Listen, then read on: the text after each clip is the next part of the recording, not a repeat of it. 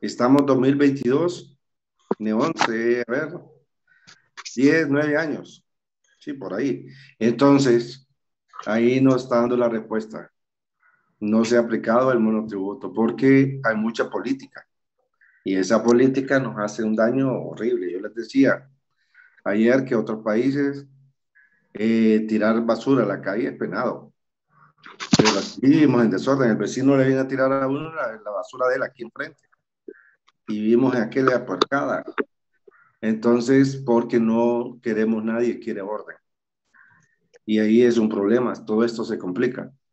Y la otra cosa es el Estado. Si el Estado aplicara los tributos como deben de ser, pero aquí no tenemos buena salud, no tenemos buena educación, no tenemos buenas vías públicas. Entonces, que no es excusa, pero es lo utilizan mucho para no pagar. Se utiliza mucho para no pagar. Y dice que de todos modos, ¿para qué voy a pagar si de ahí no se ve el impuesto? Pero bueno, la ley es la ley y hay que cumplirla. Pero ese monotributo no creo que funcione.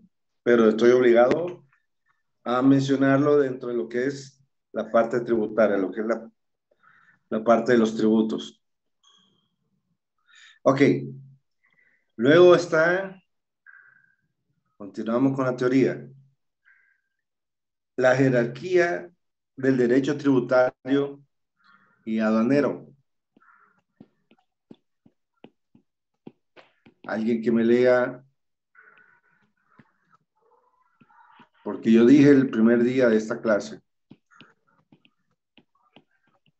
todavía estamos en la parte de conceptos, pero yo dije el primer día de la clase que esto es todo, esta clase son tres ramas, que es la parte legal y esta es una de las que estamos viendo, la contable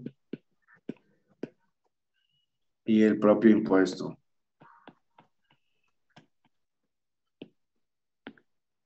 Entonces, ¿quién me lee la jerarquía tributaria? Artículo 8 del Código Tributario.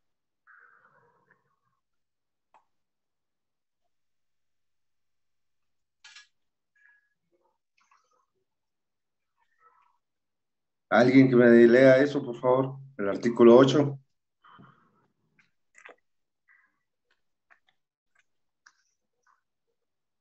¿No lo tienen a mano?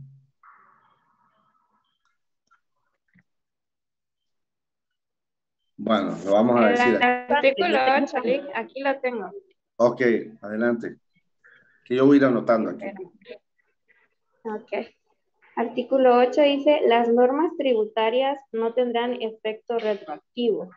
Los derechos incorporados definitivamente al patrimonio de los contribuyentes bajo el imperio de una ley anterior no podrán ser afectados por una ley tributaria posterior. Los Sí, actos pero hechos. permítame. Sí, el artículo 8 del Código Tributario.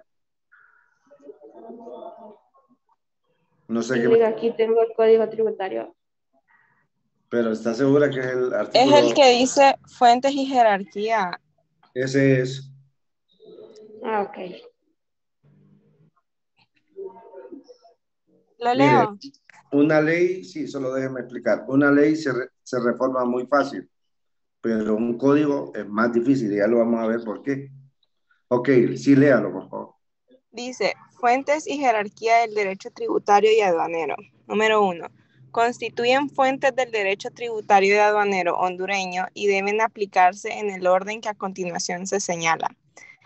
La Constitución de la República, los tratados o convenios internacionales en materia tributaria y aduanera o que contengan disposiciones de esta naturaleza de los que Honduras forme parte. El Código Tributario, leyes generales o especies de naturaleza tributaria y aduanera, las demás leyes generales o especiales que contengan disposiciones de naturaleza tributaria o aduanera, la jurisprudencia establecida por la Corte Suprema de Justicia que verse sobre asuntos tributarios o aduaneros, los reglamentos autorizados por el presidente de la República por conducto de la Secretaría de Estado en el Despacho de Finanzas que desarrollen las normas a que se refieren los incisos D y E anteriores, emitidos de conformidad y dentro de los alcances de la ley. Y último, los principios generales del derecho tributario y aduanero.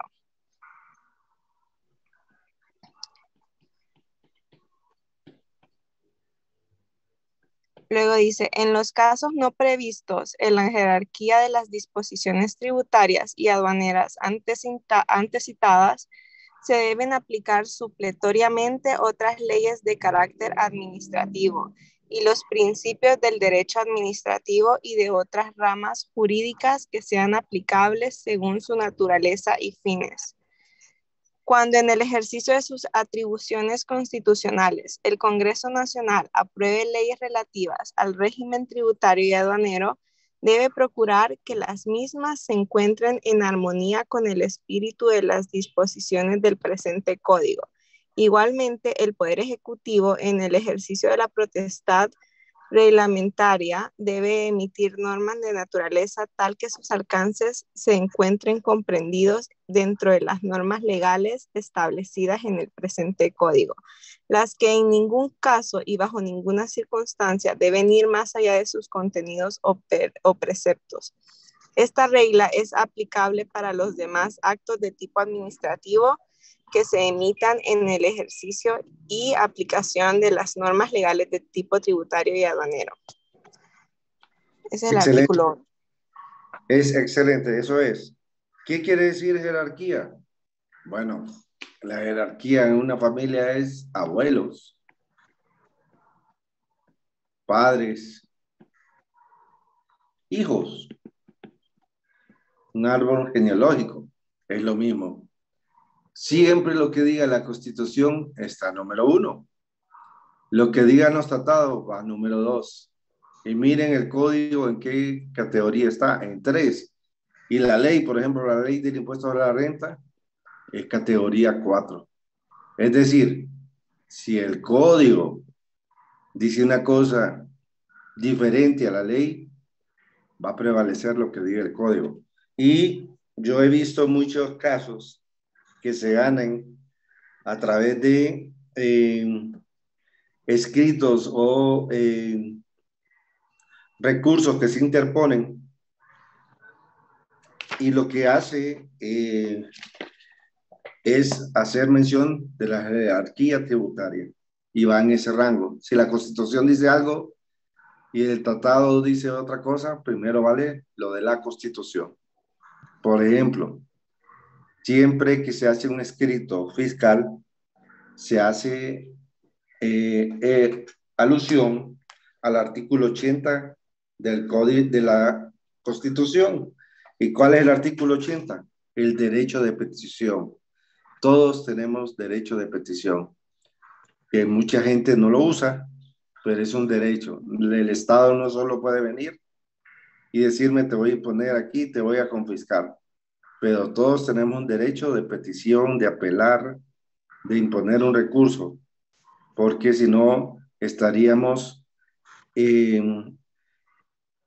¿cómo se llama? Desprotegido del mismo Estado, y no puede ser.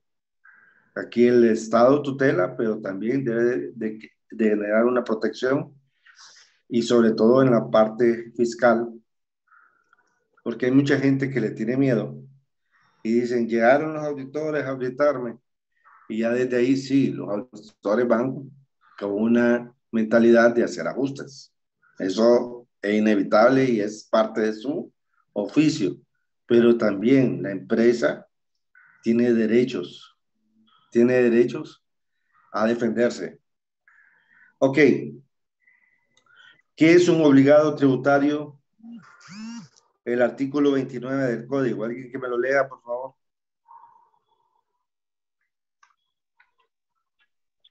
Vamos, Lick, ahí voy. Dele. Persona natural o jurídica que debe cumplir con las obligaciones tributarias y aduaneras establecidas en la ley, sean estos en calidad de contribuyente o de responsable. Ok, importantísimo. ¿Por qué leemos eso? Porque ¿a quién se va a aplicar la ley? Aquí casi a todo el mundo, según el universo. entre persona natural y jurídica. En caso de contribuyente o responsable. ¿Responsable de qué? De retener. Si es un agente retenedor, es responsable. Continúe, por favor.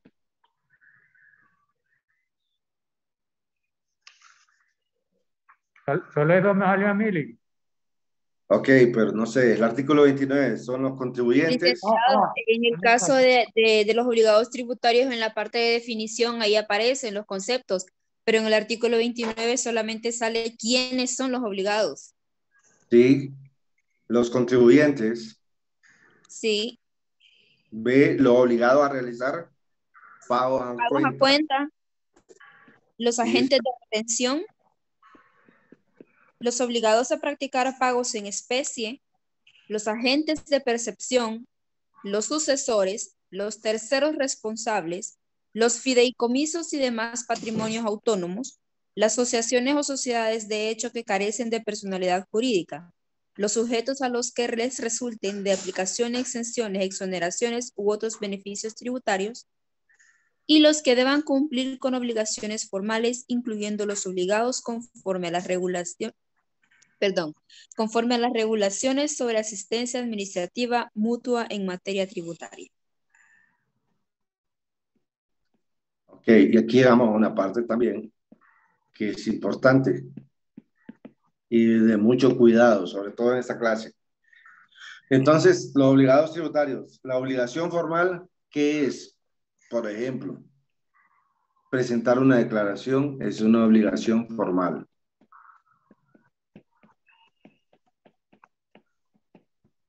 Y obligación material es pagar un tributo.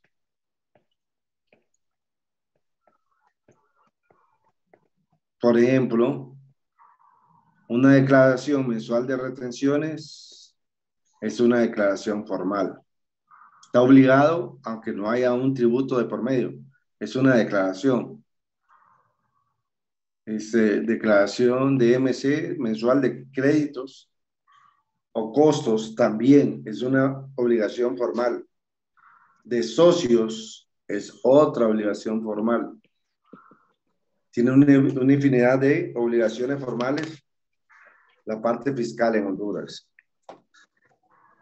Y es necesario conocerla. La vamos a ir viendo durante el transcurso de la clase, pero ya les estoy dejando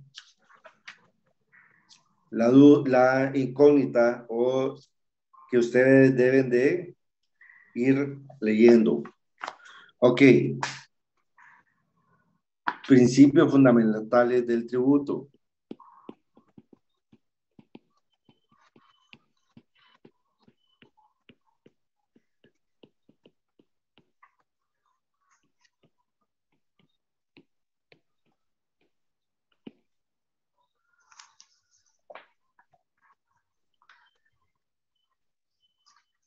Y esto está en la Constitución de la República, precisamente. Todo tributo debe ser justo, equitativo, y está en el Código también, y universal. Pueden leerlo en el capítulo 3, artículo 47. Justo, es que todo tributo debe estar basado en ley, que lo controla, lo regula,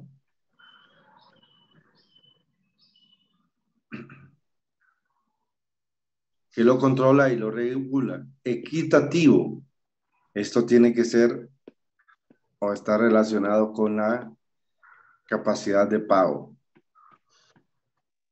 En unas palabras del vulgo, es la capacidad de pago del contribuyente. En otras palabras, es así como es el sapo, es la pedrada. Los ricos pagan más. Debería, pero si lo vemos, debería ser la capacidad de pago. Obviamente, un asalariado no tiene la capacidad de pago que un empresario. Entonces, Jamás. Por ejemplo, Lick, yo no estoy de acuerdo que se graben los intereses sobre las cuentas de ahorro. Sí, el 10% es fuerte, es un golpe fuerte, es difícil. No estoy de Aquí, acuerdo porque los ahorros de sus cuentas son los ingresos que usted tiene ya libres de todo gravamen. son groseros, porque aquí casi vivimos para pagar impuestos. Ya vamos a ver en esta clase, se va a ver, vamos a ir viendo uno por uno y nos vamos a dar cuenta Licenciado, que vamos a un concierto emocionado y en ese concierto vamos pagando impuestos. No sé quién vino hace poco aquí, creo que fue Tigres del Norte, ¿no? ¿De quién? Por ir a ese concierto hay que pagar un impuesto. Hay un impuesto ahí que hay que pagarlo. Ok, licenciado, dígame, espérame un segundo que me... sobre, sobre la obligación formal, hay casos donde se presenta una declaración, es obligación presentarla, pero no tiene en algunos casos un pago intrínseco. Sí, eso se llama obligación formal, exactamente. Correcto, porque un ejemplo es que una vez yo miré un caso donde un tipo, pues una vez declaró un impuesto sobre venta, pero los artículos que él vende resulta que no son grabados, pero una vez le dio por vender uno que estaba grabado y presentó. Luego dejó de vender ese producto y de ahí el SAR le obligaba, o sea, le obligaba para siempre y por siempre a hacer la presentación aunque no pagara.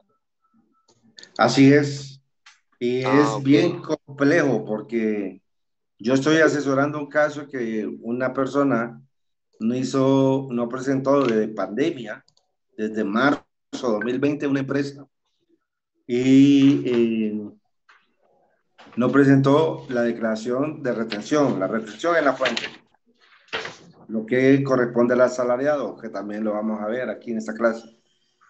Entonces no presentó, pero acordémonos que a la par de la declaración en retención, de la retención en la fuente, perdón, va la declaración mensual de retenciones y esa no la presentó. Entonces, ella podía decir que lo que realmente es una línea aérea, no hubo venta porque todos los aeropuertos estaban cerrados en todo el mundo. Entonces los ingresos, obviamente, ese tipo de negocio sufrió. Pero fuimos al SAR y ahí estaba un alumno precisamente que llevó la clase conmigo y me dice, pero mire, licenciado, aquí, porque yo le dije, pero si le declaramos 100 lempiras para decir algo y quitarnos este clavo, entonces se lo vamos a pagar lo que corresponde a la 100 lempiras de impuesto. Entonces va a pagar un 5% de multa, son 105 mensual. Pero al revisar, por no presentar la obligación formal, que es la declaración mensual de retenciones, no salía un salario mínimo mensual, de acuerdo al ingreso. Entonces, un salario mínimo era 11,000 lempiras. Es 11,000 lempiras que tiene el salario mínimo promedio que tiene el SAR. Imagínense, desde marzo del 2020 hasta la fecha, le salía como 600,000 lempiras en multa. ¿Qué tuvimos que hacer? Entonces, hubo que presentar un escrito solicitando descargo de omiso, porque la empresa ya lo tienen como omiso. Y ahí fue donde vamos caminando. Ahora nos van a auditar y un solo lío, porque la administradora de la empresa nos preguntó y no me dijo, yo le hubiera dicho, debe presentar declaración. No hay forma de que no la presento, al menos nunca he visto una amnistía que digan de no presentar declaración, aún por pandemia. Pero lo que se hace es presentar la declaración sin pagar ni multa ni recargo, pero hay que presentarla siempre aún en amnistía. Pero hay que esperar las amnistías. Y este gobierno, creo que, o el gobierno pasado, dejó una amnistía en proceso y nunca la publicaron. Y así está la situación. Pero esto de impuestos es bien complejo. Por favor, micrófonos. Por favor, micrófonos. Entonces les decía, esto de impuestos es complejo y saberlo genera dinero, genera un dinero. Yo en lo particular he vivido de esta área siempre, fui gerente, después ahora soy asesor, fui administrador y ahora estoy por retirarme. ¿Ya? Pero mi consejo para ustedes que estudian contaduría, en vez de estudiar maestría, estudien el área de derecho. Porque el problema que todavía tenemos, y me salgo un poquito el tema, es que nosotros sabemos la parte contable, los errores, pero hay muchos escritos o recursos que quien los interpone es un abogado, con el análisis nuestro. Entonces, si sabe la parte tributaria y sabe la parte legal, que por eso yo les hago hincapié, entonces es alguien completo y le va a dar mucho mejor para poner su propio negocio o su propia consultoría o su propia auditoría. Casi todas las firmas auditoras buscan especializados en impuestos y esta área es fundamental. En abril se está presentando declaración, viene después en junio los pagos a cuenta, septiembre pagos a cuenta, todos los meses impuestos sobre ventas. Casi toda la contabilidad está basada en lo que es impuesto, es lo que más le interesa a la gente y el que conoce y no falla en esta área es muy valioso para la empresa.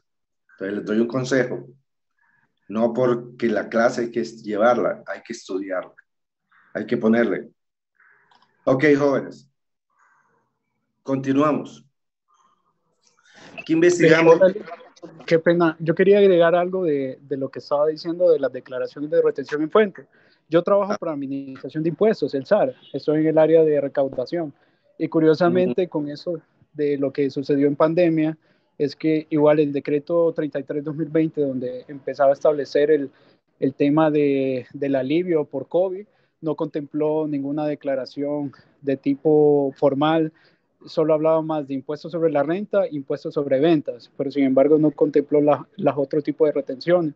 Por ende, se quedó que la obligación continuaba mes a mes presentándose. ¿Y qué pasa con estas declaraciones? Que como bien lo dijo, hay una declaración formal y hay una declaración determinativa. La determinativa es la que calcula el impuesto que generó durante ese mes y la formal pues tiene que ver con la informativa de informar quiénes fueron las personas que fueron sujetas en retención. En todo caso, digamos, la última amnistía que hubo fue del 3 de enero al 30 de mayo, la que estuvo vigente para declaraciones que se dejaron de pagar.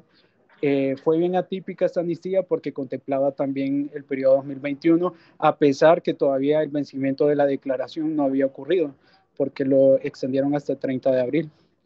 Pero, más sin embargo, sí, la única manera que la empresa no pueda pagar esos valores es comprobar realmente que durante esos años no estuvo operando y que no estuvo sujeto a retención y es bajo esa figura de un descargo de omiso, porque de lo contrario, al presentar las declaraciones, de acuerdo a los ingresos brutos que haya tenido la declaración de renta, se le va a calcular la sanción, que lo mínimo es entre un 10% de salario mínimo hasta 10 salarios mínimos y después va un recargo del 1%, pero aquí depende de los ingresos brutos que tenga la empresa.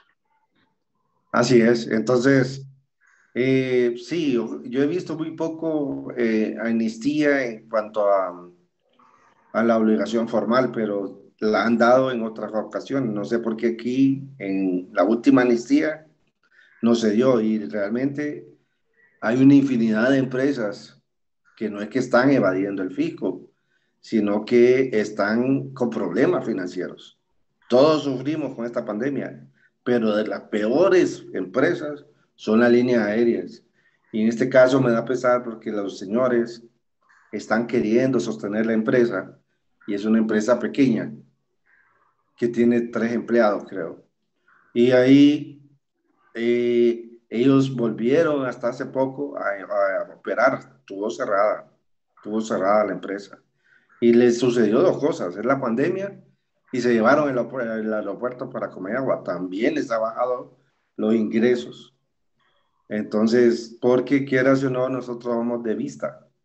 No es lo mismo ir a comprar aquí cuando ya va de viaje para Tocontín que comprarlo ahora que va para Comayagua. y es un negocio bien sui generis, hay que conocerlo. Nosotros en contabilidad, de cada empresa es un área específica, cada giro de empresa es un área específica. Por ejemplo, vamos a ver en la clase cómo se pagan los impuestos para estas líneas aéreas, cómo funciona. La línea aérea es una y el tour operador es otro. Jóvenes, ya va a terminar el Zoom. No sé si tenemos alguna duda. Interesante la clase y vale más que hay Una gente que consulta. trabaja en SAR. Lick, Y entonces, consulta. dígame. Por ejemplo, una institución pública, ¿qué responsabilidades